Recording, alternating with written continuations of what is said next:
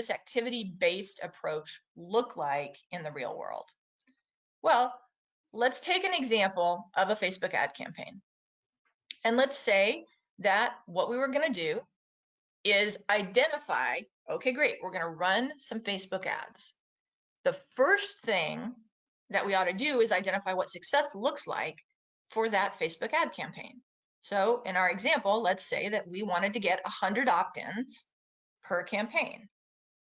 Once we did that, then we could identify the resources we needed to create a campaign that would get us 100 opt-ins. And let's say that we concluded that it was going to cost us $500. Maybe 400 of that was for the Facebook campaign itself, and 100 of that was for our payment to somebody who was going to create the content, or the cost of our internal time to create and run the ad campaign. Now, I want to stop right here and emphasize the importance of looking at all of the resources that you need, even though they may not be cash out the door. This is one of the places that a lot of entrepreneurs get stuck as well, is because they're like, well, I'll just do that myself. Well, I'll just do that myself too. Well, I'll just do that myself. And they end up with so many things that they were going to do themselves that their business looks unreasonably profitable. And the truth is they can't actually achieve the goals that they set for themselves because they've given themselves 3 full-time jobs.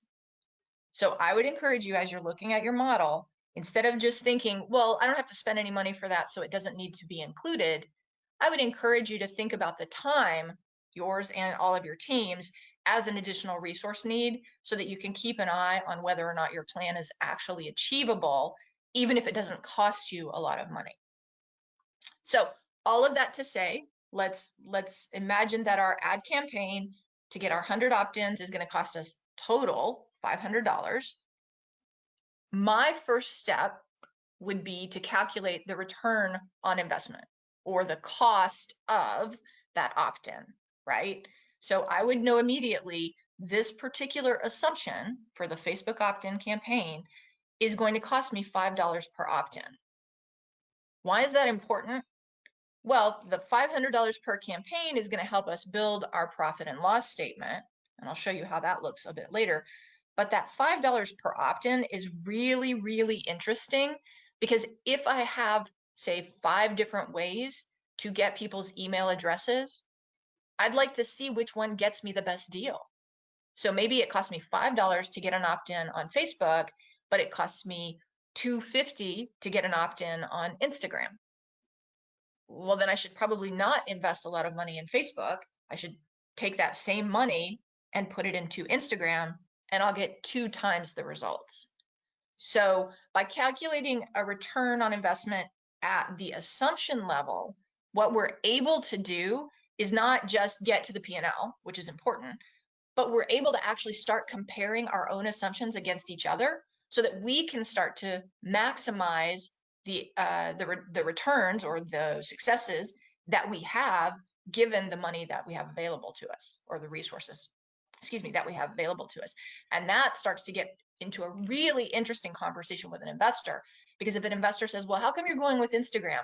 And your response is, well, because I can get double the return on investment on Instagram for this particular target market that I get on Facebook.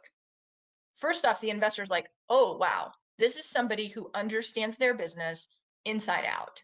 And second, this is somebody who I can have a much different conversation with, and who I might genuinely be able to help in a very different way, because they understand, they have this deep understanding of their business, and they understand what's important to me as an investor.